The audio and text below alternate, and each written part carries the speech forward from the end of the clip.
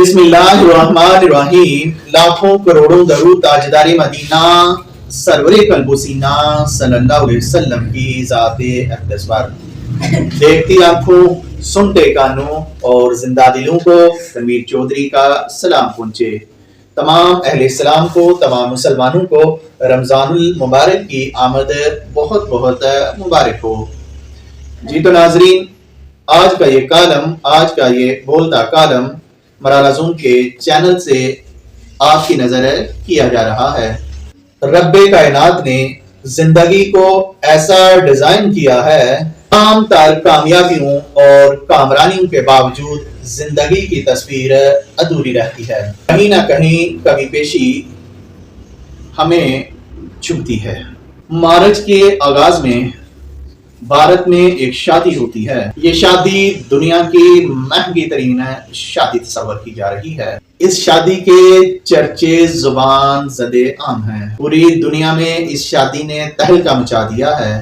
پاکستان کے social media پر بھی اس کا چرچا ہو رہا ہے.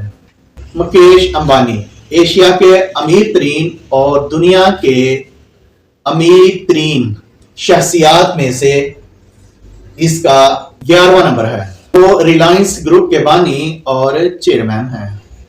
اس تقریب میں، اس شادی میں مہمانوں کو 2500 ڈشیں، زہرانے، ناشتے، چائے، عشائیے اور مڈ نائٹ ڈنر کی مد میں پیش کیے جاتے ہیں. فلم انڈسٹری کے تمام سپر سٹارز اس میں ناچتے دکھائی دیتے ہیں. دنیا بھر سے پاور گلیمرز شخصیات اس تقریب میں شرکت کرتے ہیں اور اس تقریب کو چار چاند لگا دیتے ہیں.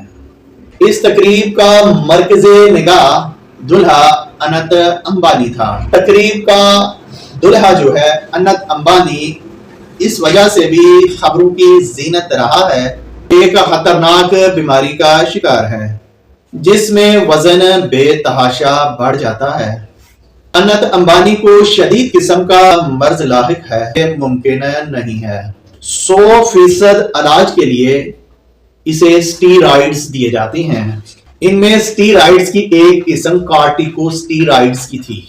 اسٹیرائڈز کی یہ قسم وزن بڑھنے کا سبب بنتی ہے. اس سے انسان کی بھوک جو ہے بے تحاشا بڑھ جاتی ہے، اتنی بڑھ جاتی ہے وہ کئی افراد کا کھانا جو ہے ہاتھی کی طرح اپنے پیٹ میں ڈال لیتا ہے، پھر بھی اس کی بھوک جو ہے نہیں مٹتی. اسے قدرت کی ستم زفی کہیے. اربوں ڈالر کا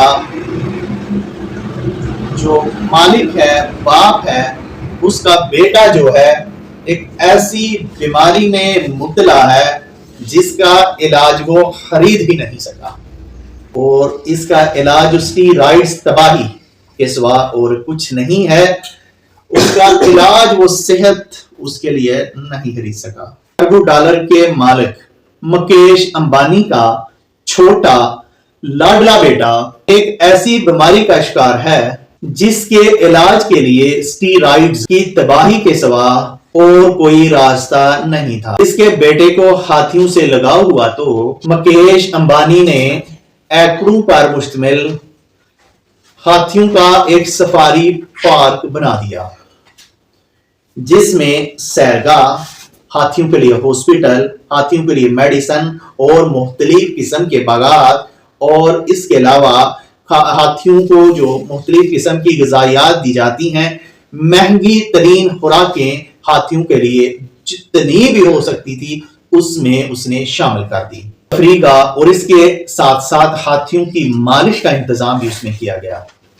خشک میوہ جات اور سینکڑوں لڈو جو روزانہ ہاتھیوں کی نظر کر دیے جاتے ہیں. یہ صرف مکیش امبانی کے بیمار بیٹے کے ساتھ لاڈ کی ایک جھلک تھی، مگر وہ تمام تر دولت کے باوجود اپنے بیٹے کے لیے مکمل صحت سے برائے دن نہیں خرید سکا.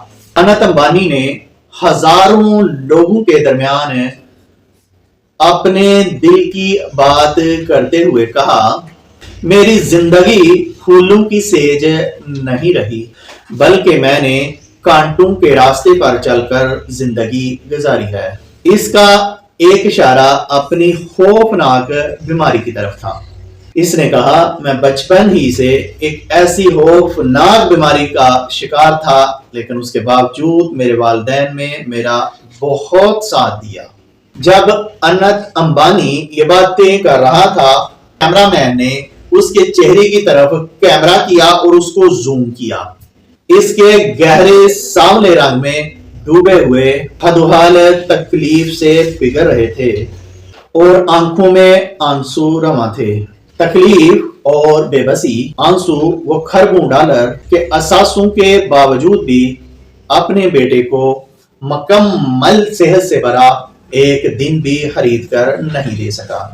रब तआला की जात ने दुनिया ऐसी बनाई है कि तस्वीर अधूरी रहती है। इस दूरेपन में हमें उस जात का अक्स दिखाई देता है जो कि सिर्फ वही मुकम्मल है। अपनी जिंदगी की अधूरी तस्वीर पर अपने रब का शुक्र अदा करें। जहां हैं जैसे हैं खुश रहें, खुशियां बांटें और अपने अल्लाह का शुक्र अदा करते रहें। अल्लाह दीनो दुनिया है तंदुरुस्ती, गरज 100 नेमतों की एक नेमत है तंदुरुस्ती। ये था मेरा आज का अहम बोलता कालम। अगर आपको मेरा ये कालम पसंद आए तो अपनी मोहब्बतों का इजहार जरूर करें। पाकिस्तान हमेशा जिंदाबाद। अल्लाह हाफिज।